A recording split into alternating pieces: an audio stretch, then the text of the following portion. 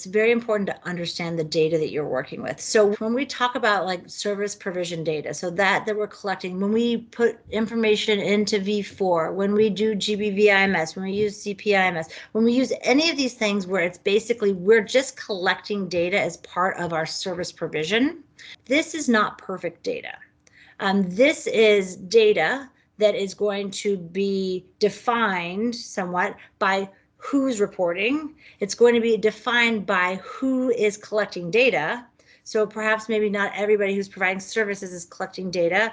It's going to be defined by the availability of services. If there are no services, you're going to have big spots in your data. So it's really important to think about that is reported data versus prevalence data, which is all incidents in a population. So prevalence data is basically if you were to say that 25% of women in this context have been subjected to gender-based violence, that is a prevalence data statement. That is saying that if 1 out of 4, theoretically, people based upon specific data collection have been subjected to violence. There's a very big difference between these two types of data. It's very, very difficult and very time consuming to collect prevalence data. So rarely, you're really just not going to have prevalence data. And it's really important to set expectations of those who expect prevalence data about what goes into it. And so actually having our service delivery data is a really good option, but it's important that when we analyze our data and more importantly, when we explain our data, people understand that it is not prevalence data. We actually need to say that because what also can happen is it can shoot us in our foot when people see our information and they think that is representative of what's happening.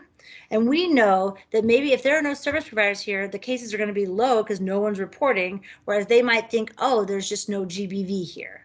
Or in some contexts, when we start opening up a whole bunch more centers and we see the numbers go up, people will say, oh, the GBV is rising here, or it's not. It's just that maybe there's more service providers.